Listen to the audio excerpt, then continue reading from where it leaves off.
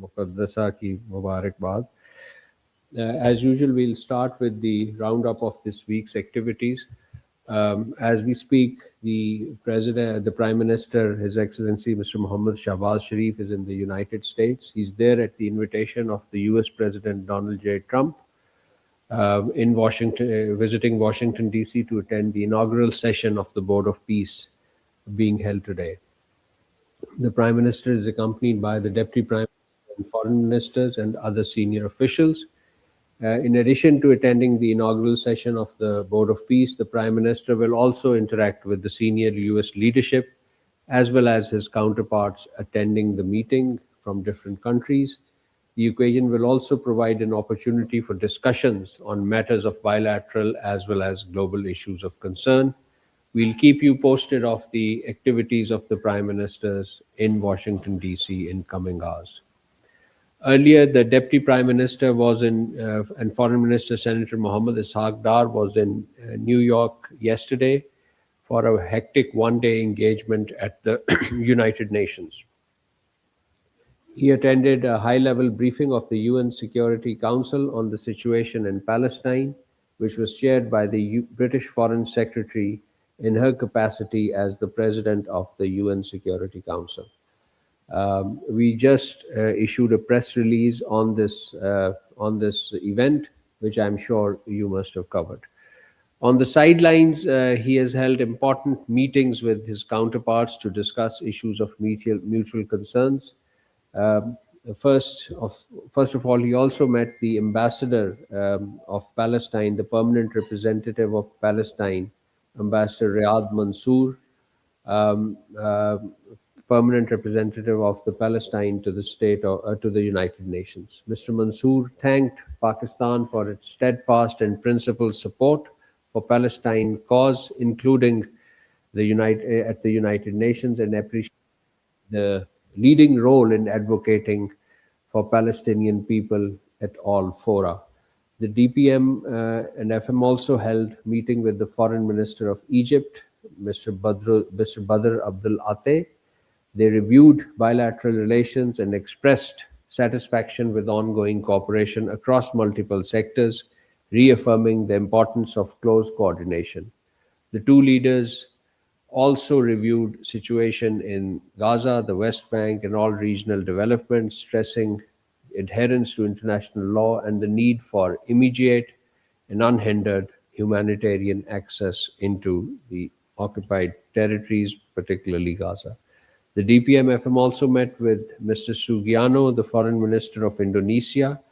They reviewed bilateral ties and expressed satisfaction at the depth and strength of the long-standing brotherly relations between Pakistan and Indonesia. The two leaders also exchanged views on regional and international developments, particularly the support in Gaza and the West Bank, and agreed to work closely for a joint, lasting, and comprehensive peace in Palestine in line with international law and relevant UN resolutions. The Deputy Prime Minister and Foreign Minister, Senator Ishaq Dar, received a joint delegation of the Economic Pakistan American Council, EPAC, and the United Muslims American Association, UMAA. The DPM-FM acknowledged the significant role of the U.S. private sector in strengthening Pak-U.S. trade and economic cooperation, and their vital role in contributing to civil society organization, promoting interfaith harmony, deeper people-to-people contact, and cultural ties between the two countries. Ladies and gentlemen, earlier the Prime Minister was in Vienna, Austria for a 2-day official visit. He undertook this visit at the invitation of His Excellency Christian Stocker, the Federal Chancellor of Austria, the Prime Minister of Pakistan. The visit marked the 70th anniversary of Pakistan-Austria bilateral diplomatic relations. The visit, the first by a Pakistani Prime Minister in over 3 decades, including bilateral talks focusing on strengthening cooperation. This was discussed at the in-depth bilateral formal discussions between the Prime Minister and the Federal Chancellor of Austria. Both sides reaffirmed their commitment to expanding collaboration in trade, investment, tourism, education, healthcare, IT, human resource development, and the bilateral relations were grounded in shared support for multilateralism and international law.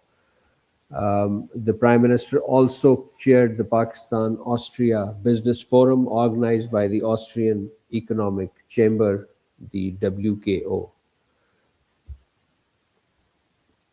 A joint statement issued by Austria and Pakistan on a joint statement was issued at the successful conclusion of the visit.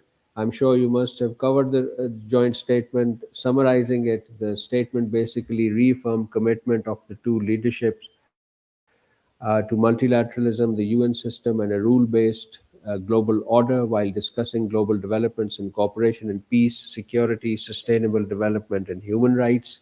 They highlighted the uh, potential to increase bilateral trade, investment, tourism, education, IT, healthcare, and human resource development, and agreed to finalize relevant MOUs.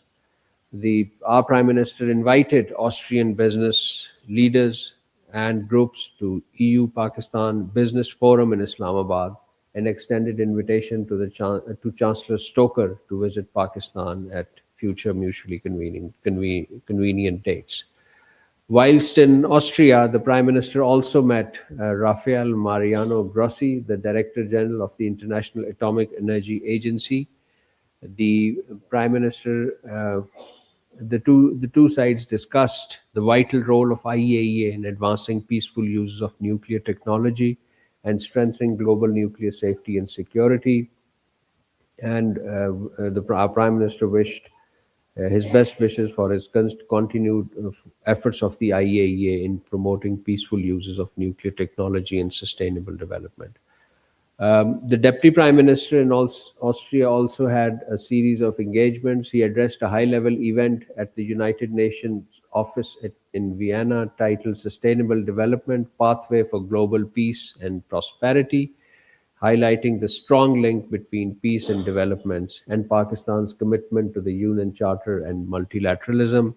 This event was attended by a number of UN agencies, heads, which are based in Vienna, um, namely the International Atomic Energy Agency, United Nations Industrial Development Organization, United Nations Office on Drugs and Crimes, and United Nations Office for Outer Space Affairs.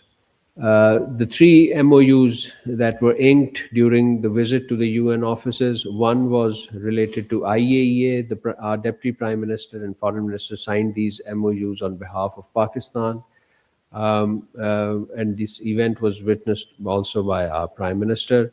The first such MOU was on collaborating center between INMOL, Lahore, and International Atomic Energy Agency. This INMOL, as you know, is the hospital for cancer treatment. And under this MOU, INMOL was designated as an IAEA collaborating center for cancer research and nuclear medicine. An agreement, two other MOUs were signed with the UNODC, a country program for Pakistan, and a country partnership program for 2026 to 2030. Before leaving for Austria, the Deputy Prime Minister and Foreign Minister held two important telephone conversations. One was with the Egyptian Foreign Minister, Dr. Badr Abdul Ate, and the second was with the Foreign Minister of Saudi Arabia, Prince Faisal bin Farhan Al Saud, and discussion focused on the evolving regional situation, forthcoming international engagements, and our Prime Minister and the other two agreed to remain in close contacts. Ladies and gentlemen, this week the Federal Minister for Planning, Development and Special Initiative, Professor Ahsan Iqbal, attended the oath-taking ceremony of the Prime Minister of Bangladesh, His Excellency Mr. Tariq Rahman. This ceremony held in Dhaka on 17th February. Our minister met the Prime Minister of Bangladesh and conveyed warm felicitation. He also extended an invitation on behalf of the Prime Minister to the Bangladeshi Prime Minister to visit Pakistan. They also discussed enhanced cooperation across various domains, including trade, connectivity, revival of SARC, people to people contact, and cultural exchanges. And earlier that day, Prime Minister Hassan Iqbal also called on the chief advisor, Professor Muhammad Yunus. He invited him to visit Pakistan. He also met the opposition leader, Dr. Shafiqur Rahman, at the Parliament building and extended an invitation for a parliamentary delegation from Bangladesh to visit Pakistan. Earlier, he laid wreath at the grave of the former Prime Minister, late Begum Khalda Zia, and paid tribute to her contribution to the political landscape in Bangladesh and for bringing Pakistan and Bangladesh closer. The minister also launched 40 publications of Allama Iqbal in Bangla language at the Pakistan High Commission. This event was attended by a number of Pakistani students in Bangladesh as well. Finally, ladies and gentlemen, a joint statement was issued this week by 8 Arab Islamic countries. Egypt, besides Pakistan, it included Egypt, Jordan, UAE, Indonesia, Turkey, Saudi Arabia, and Qatar, strongly condemning Israelis' decision to designate large areas of the occupied West Bank as state land and to expand settlement and related land registration.